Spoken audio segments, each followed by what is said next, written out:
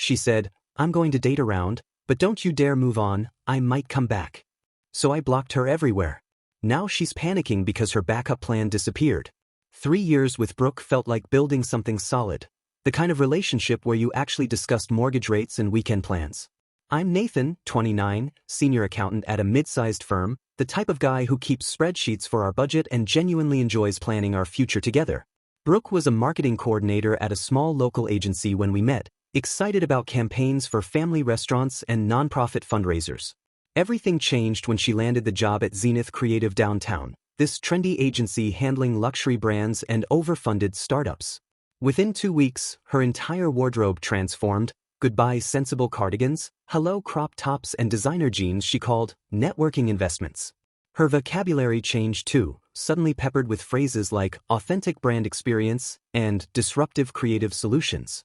But the real shift was how she talked about our relationship, like it was outdated software she'd been tolerating.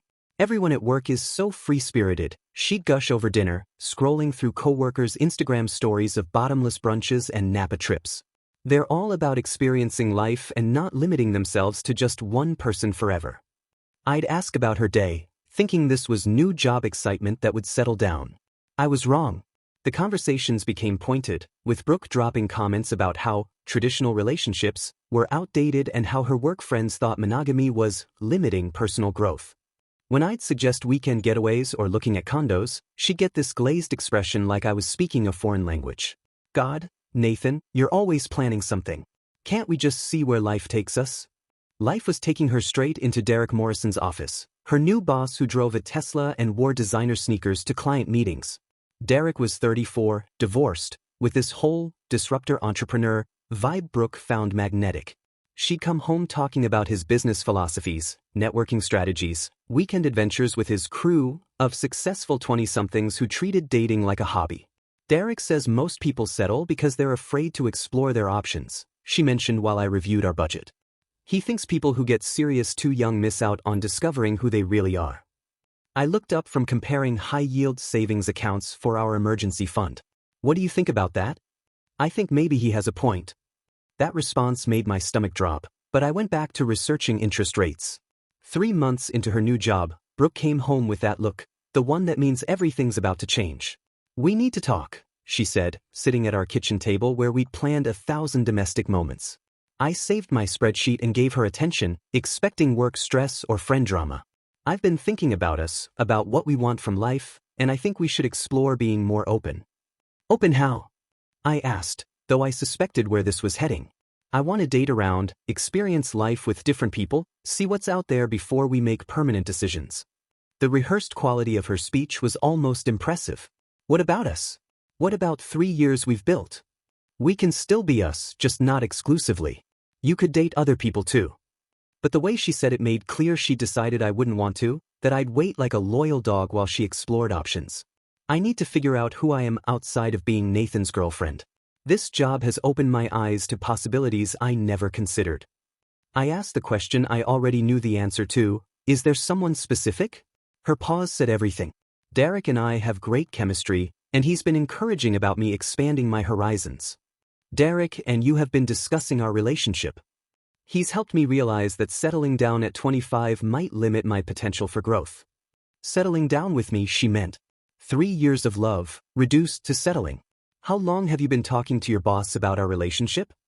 It's not like that, Nathan. Derek just gives good advice about life and career development. I pulled out my phone and opened her texts, which she'd left unlocked on the counter.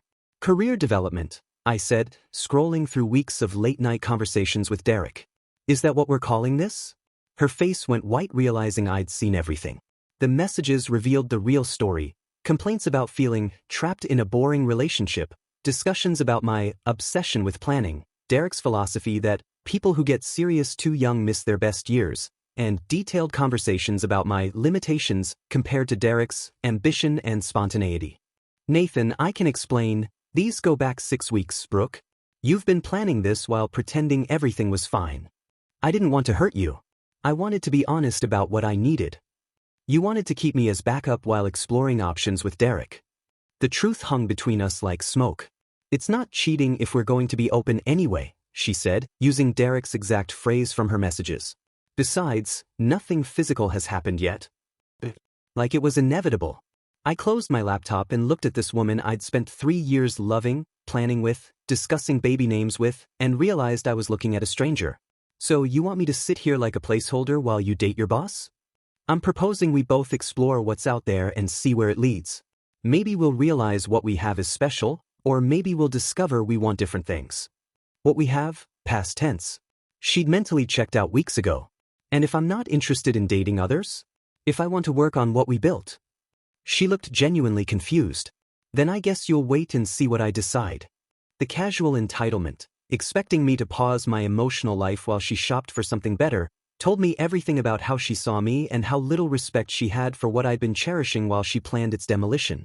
That night, after Brooke left to think about everything at Ashley's place, I did something I'd never done before. I disappeared completely.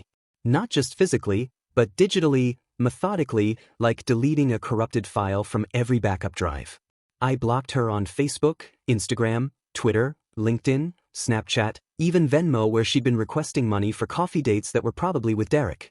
Changed all my social media to private, updated my relationship status to single, and removed every photo of us from 3 years together. If she wanted to explore life without commitment, she could do it without access to mine. I even blocked her number, which felt nuclear but necessary, like cutting off a credit card before someone could rack up more charges. By morning, I'd essentially erased her ability to monitor my reaction to her exploration plan. The panic started within 12 hours, and it was absolutely spectacular to witness secondhand. My roommate Jake told me she'd called our apartment landline, something she'd never used in 3 years, asking if I was okay because I wasn't responding to messages. She tried calling from different numbers, created new Instagram accounts to check my stories, even messaged my coworkers on LinkedIn asking if I was going through something because I'd disappeared from social media. Within 48 hours, the desperation escalated to legitimate stalking behavior. Ashley called me directly, which was weird since we barely knew each other beyond polite hellos at group events. "Hey Nathan, Brooke's really worried about you. She thinks maybe you had some kind of breakdown because you blocked her everywhere." I almost laughed at the projection. "I'm fine, Ashley. Just moving on like she suggested." Moving on? But you guys are just taking a break while she figures things out. Taking a break, that's what she told everyone. Not that she wanted to date her boss while keeping me as backup, but that we were on some mutual break while she figured things out. Classic Brooke, controlling the narrative to make herself look thoughtful rather than selfish. "We're not taking a break," I corrected. She wanted to date other people. I'm respecting her decision by removing myself from the equation entirely. Silence. Then Ashley's voice, much smaller. "That's not what she said. She told everyone you needed space to think about the relationship." The real story was spreading faster than Brooke could control it, and she was discovering that her version of events didn't hold up under scrutiny. Thursday evening, I was at my usual gym when she appeared like some kind of designer-dressed stalker, pretending to be there for a workout. Problem was, Brooke despised exercise and hadn't voluntarily entered a gym since college sorority requirements. She was wearing brand new workout clothes with tags practically still attached, fumbling with equipment she'd never used, clearly hoping for an accidental encounter. When she spotted me doing deadlifts, she waved with fake casualness and started walking over. I grabbed my stuff and left through the back exit without acknowledging her existence. Later heard from front desk staff that she'd asked about my membership schedule, trying to figure out when I'd be there. They told her that information wasn't available to non-members, which probably frustrated her more than my complete indifference. Meanwhile, at work, I was getting secondhand updates about her situation through Tony, my cubicle neighbor who somehow knew everything about everyone through his extensive social network. "Your ex is having a catastrophic week," he mentioned during lunch with obvious entertainment. "My girlfriend works at that trendy agency downtown. Says your girl's been a complete mess since Derek basically ghosted her." Apparently, Derek had gotten what he wanted, easy access to someone already emotionally invested, and promptly moved on to his next target. Brooke had thought she was special, that Derek saw relationship potential. Reality was he'd seen an opportunity for consequence-free fun with someone naive enough to blow up her stable relationship for his attention. The agency drama was absolutely spectacular, according to Tony's girlfriend. Brooke had been telling coworkers about her evolution and exploring authentic connections, making herself sound like some relationship pioneer. When Derek started obviously pursuing the new intern, Brooke's public meltdown became office entertainment. She actually confronted him in front of everyone, Tony reported with obvious glee. Asked him about their connection and future plans. Dude just looked at her like she was insane and said, "I thought we were just having fun." Absolutely brutal. Her carefully planned exploration was crumbling faster than a house of cards in a hurricane. The woman who thought she was trading up for someone more exciting discovered she'd been nothing more than temporary entertainment. By week 2, even her new work friends were avoiding her drama, exhausted by her complicated situation with Derek and confusing feelings about me. The desperation peaked when she showed up at my apartment building, waiting in the lobby like some kind of unhinged stalker. Building security called me at work to report that a woman claiming to be my girlfriend was demanding access to my unit. "She seems pretty upset, Mr. Thompson. Says there's been some misunderstanding and she needs to explain something important."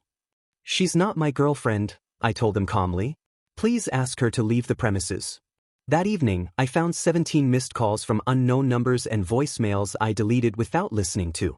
The final desperate attempt came through our mutual friend Mike. "Dude, Brooke's completely freaking out.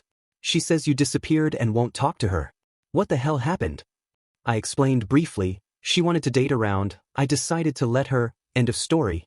"She told everyone you guys were taking a break," Mike said, confused. "Said you needed space to think about things.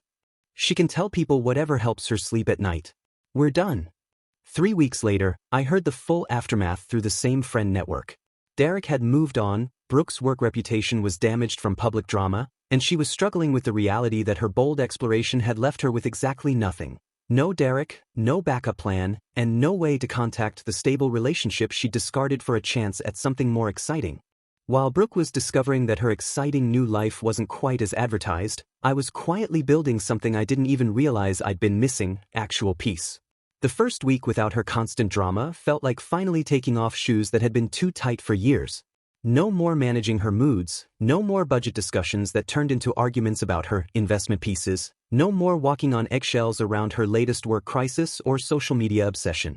I started seeing a therapist, something I'd been considering for months but kept putting off because Brooke thought therapy was for people who couldn't handle their problems. Dr. Martinez helped me realize how much emotional labor I'd been doing, constantly anticipating Brooke's needs, managing her reactions, smoothing over her conflicts with friends and family.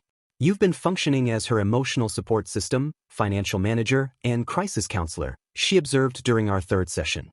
"When did you last focus on your own needs and goals?" I couldn't remember. Meanwhile, Tony was feeding me updates about Brooke's spectacular implosion through his girlfriend's insider access to agency gossip. Derek had indeed ghosted her completely after she'd started showing up at his office unannounced, sending him lengthy texts about their connection and asking coworkers about his weekend plans. She went full Fatal Attraction, Tony reported with obvious entertainment. Started parking outside his building, following him to lunch spots, even showed up at his gym. Dude had to get HR involved. The irony was perfect. The woman who'd accused me of being boring and clingy had become obsessively clingy with someone who saw her as completely disposable. Her work performance suffered as she became consumed with Derek drama, missing client meetings, showing up late, spending work hours crafting texts to him that he wasn't reading. She got demoted from the Morrison luxury account to handling social media for a pet grooming chain, Tony's girlfriend reported. Went from photographing million-dollar penthouses to posting about dog haircuts. She's absolutely devastated. But the real transformation was happening in my own life. I joined a hiking club through work, something I'd always wanted to do but Brooke had dismissed as sweaty and boring. Turns out, spending Saturday mornings on mountain trails with people who actually enjoyed nature was incredibly refreshing. No one was checking Instagram every 5 minutes or complaining about the lack of designer coffee shops at trailheads. I reconnected with college friends I'd gradually lost touch with during the Brooke years, realizing how much I'd isolated myself to accommodate her social preferences and financial demands. My buddy Marcus, who I hadn't seen in over a year, was direct about it. "Dude, you seem completely different. Relaxed. I was honestly worried about you for a while there." "Worried how?" "You used to stress about everything, money, plans, whether Brooke would be happy with whatever you'd arranged. You were always managing her reactions instead of just living your life." He was absolutely right. I'd been so focused on keeping Brooke satisfied that I'd forgotten what my own satisfaction felt like. My savings account was growing for the first time in years without her constant financial emergencies and investment pieces. I was sleeping better, eating better, actually enjoying my work again instead of seeing it as just a way to fund someone else's lifestyle fantasies. The hiking club led to weekend trips, which led to new friendships with people who shared actual interests beyond spending money and taking photos of expensive things. 2 months after our breakup, I heard through Mike that Brooke had been fired from Zenith Creative for creating a hostile work environment and unprofessional conduct regarding workplace relationships.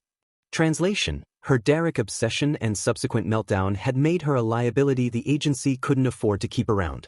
At 27, she'd moved back in with her parents in suburban Ohio, the same small town she'd spent years talking about escaping. The woman who'd criticized my lack of ambition was now living in her childhood bedroom, working part-time at a local marketing firm for probably half what she'd made at Zenith. But the most satisfying part was learning about her desperate attempts to monitor my life from a distance. Since I'd blocked her everywhere, she'd been using fake LinkedIn accounts to check my professional updates, trying to understand how I seemed so much happier without her. She keeps asking mutual friends about you, Mike mentioned during a chance encounter at our old coffee shop. Wants to know if you're dating anyone, if you seem depressed, if you ever mention missing her. What do you tell her? The truth. That you seem like a completely different person. Happier, more confident. Like someone who finally got rid of something that was weighing them down. Mike paused, studying my face. She expected you to fall apart without her, didn't she? She expected me to wait around while she explored better options, I corrected. When I didn't, it probably shattered her entire worldview about her own importance. The hiking club was where I met Grace, a veterinarian who appreciated quiet Sunday mornings and actually contributed to conversations about more than just her own drama and career aspirations. Someone who understood that real relationships required mutual effort and respect rather than one person funding another's fantasy lifestyle. Your ex sounds exhausting, Grace said after I'd shared the basic story during a particularly beautiful mountain hike. How did you manage that stress for 3 years? I thought I was being supportive. Turns out I was just enabling someone who saw my stability as boring rather than valuable. Her loss, Grace said simply and meant it. While Brooke was adjusting to her parents' rules and curfews at 27, learning what life looked like when no one was subsidizing her designer dreams, I was finally building the kind of life I'd always wanted, filled with people who valued what I brought to relationships rather than what I could provide financially. Month 2 brought escalation tactics that would have impressed a military strategist, if military strategists specialized in unhinged desperation. Brooke started showing up at my office building during lunch hours, lurking in the lobby wearing sunglasses like some discount private investigator, hoping to accidentally bump into me. Building security knew my face by now and would discreetly text me when she was spotted, allowing me to use alternative exits like I was dodging paparazzi. The gifts started arriving, expensive coffee from places we used to go, books she thought I'd like, even a bottle of wine with a note saying, "For when you're ready to talk like adults." I donated everything to charity without opening the notes, which probably frustrated her more than angry responses would have. But the nuclear option was contacting my family, claiming she was worried about my mental health, and suggesting I might be having some kind of breakdown. My mom called, confused and concerned, after receiving a lengthy Facebook message from Brooke about how I'd completely changed and was isolating myself from people who cared. "She seems really worried about you, honey," Mom said. "Says you blocked her everywhere and won't talk to mutual friends." I explained the situation briefly. Brooke wanted to date other people, I'd moved on, she was having trouble accepting reality. "Oh," Mom said, her tone shifting completely. "She made it sound like you were having some kind of crisis." The only crisis is her discovering that actions have consequences. Meanwhile, the hiking club was introducing me to people who shared my values, including Grace, a veterinarian who appreciated quiet Sunday mornings and contributed to conversations about more than just her own drama. Grace was brilliant, funny, and had this refreshing way of being genuinely interested in other people's lives without making everything about herself. We started spending time together outside hiking, coffee dates, museum visits, quiet dinners where we actually talked about books, career goals, travel dreams, substantial things that mattered. Grace insisted on splitting every check, had her own hobbies and friend groups, and somehow made me feel interesting rather than inadequate. The contrast with Brooke was stark. 3 months in, Grace and I made our relationship official, and I posted one subtle photo of us at a wine tasting. Nothing dramatic, just 2 people clearly happy together. The reaction from Brooke's spy network was immediate and catastrophic. Within hours, Ashley was calling to report that Brooke had seen the post and completely lost it, spending the evening crying and drinking wine while stalking Grace's Instagram. She keeps saying you moved on too fast, that 3 years should mean more, Ashley reported.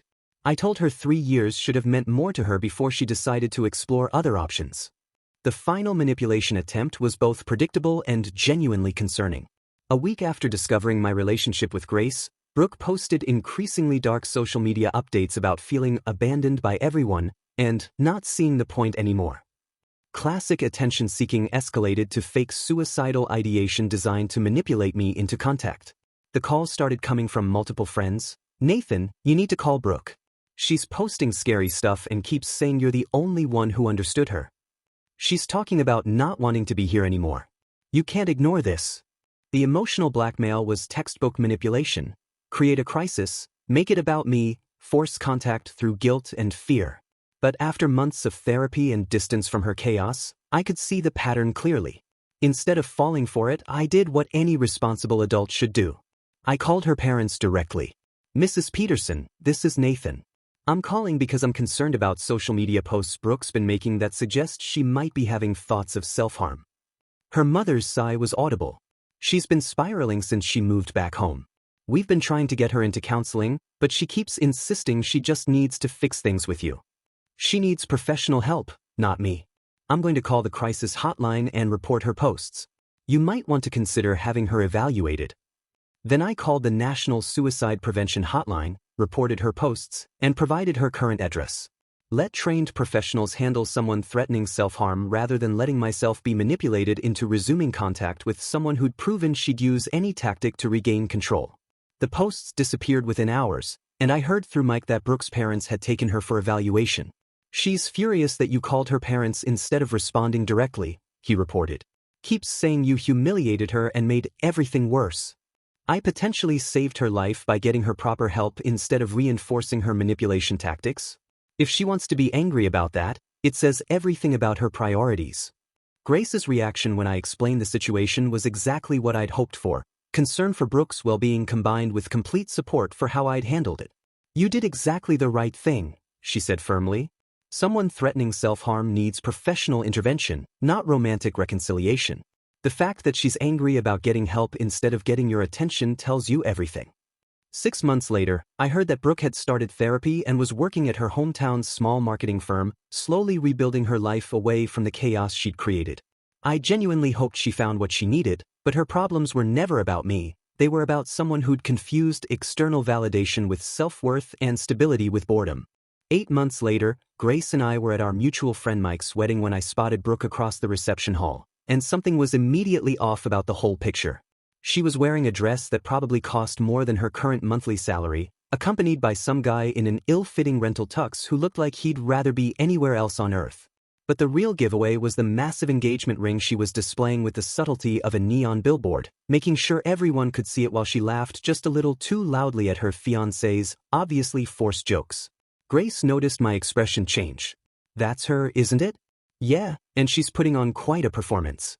We watched from across the room as Brooke worked the crowd, making sure everyone saw her ring and heard about her amazing new relationship with Brad, who she introduced as a successful entrepreneur, despite the fact that he clearly had no idea what anyone was talking about when they asked about his business. The whole thing screamed desperation masked as triumph. When she spotted me, the fake smile faltered for just a moment before she cranked it up to 11, whispering something to Brad and pointing in our direction. They started making their way over with the determination of people on a mission. Nathan. Brooke's voice was pitched just loud enough for nearby tables to hear. I was hoping you'd be here. I wanted you to meet Brad, my fiancé. Brad extended a sweaty hand and delivered what was clearly a rehearsed line. Great to finally meet Nathan. Brooks told me so much about you. The poor guy looked like he was being held hostage. Grace stepped forward with genuine warmth. Congratulations on your engagement. When's the wedding? Brooke's confident mask slipped slightly. Oh, we're still planning. Brad's just so spontaneous, aren't you, honey? Brad nodded with the enthusiasm of someone reading cue cards. Yeah, totally spontaneous. That's me. 20 minutes later, after Brad had excused himself for the third bathroom break in 10 minutes, Brooke cornered me by the bar while Grace was chatting with other guests. The confident facade crumbled instantly. Nathan, please, I need to talk to you privately. I don't think that's appropriate, Brooke. 5 minutes. Please. I'm begging you. Against my better judgment, I followed her to a quiet corner of the venue, where she immediately broke down completely. The fake engagement ring came off her finger as she started crying. It's all fake, Nathan. Brad's an actor I hired through Craigslist. I thought if you saw me with someone else, someone who looked successful, maybe you'd realize what you lost. The desperation in her voice was genuinely painful to witness. I've been watching your life through other people, seeing how happy you look with Grace, and I can't handle it. You were supposed to miss me. You were supposed to realize that what we had was special. What we had, I said quietly, was you taking me for granted while shopping around for something better. When that didn't work out, you expected me to be your fallback option. I made a mistake. I was stupid and young, and I threw away the best thing that ever happened to me. She was grabbing my arm now, mascara streaking down her cheeks. Derek was using me. The job was terrible. I lost everything trying to chase some fantasy life that never existed. I'm sorry you went through that, but it doesn't change anything between us. Why not? We had 3 years together. Doesn't that count for something? It counted for everything until you decided it wasn't enough. You don't get to come back now that your other options didn't work out. That's when Grace appeared beside us, and I braced myself for awkwardness or jealousy. Instead, she simply handed me a glass of water and stood quietly supportive. You must be Brooke, Grace said calmly. I'm Grace. Nathan's told me about your history together. Brooke looked between us, probably expecting some kind of territorial confrontation. When Grace remained perfectly composed, it seemed to deflate her completely. I should go, Brooke whispered, putting the fake ring back on. Brad's probably wondering where I am. As she walked away, Grace turned to me with something that looked like admiration. That was handled perfectly. You were kind but firm, sympathetic but boundaried. I'm actually impressed. Instead of being threatened by my ex's breakdown, Grace was proud of how I'd managed the situation. The difference between someone secure in themselves versus someone who needed constant validation was remarkable. We enjoyed the rest of the wedding without drama, dancing and celebrating Mike's actual happiness with someone who genuinely wanted to be there. 6 months later, Grace and I were engaged for real, and I'd learned the difference between someone who values you and someone who sees you as a placeholder until something better comes along. The final chapter came as a text message that Grace happened to see first while we were planning our honeymoon. An unknown number. I heard you're engaged. I hope you know what a mistake you're making. She'll never love you the way I did. Grace showed me the screenshot later, laughing. I deleted it before you could see it. Figured you didn't need that energy in your life. She was absolutely right. While Brooke was still trying to insert herself into a life that had moved on without her, I was building something real with someone who understood that love isn't about keeping backup plans or exploring options. It's about choosing someone every day and meaning it. Grace never made me feel like I needed to prove my worth or compete for her attention. She chose me the same way I chose her, completely and without reservation. That's what partnership actually looks like when both people show up for it.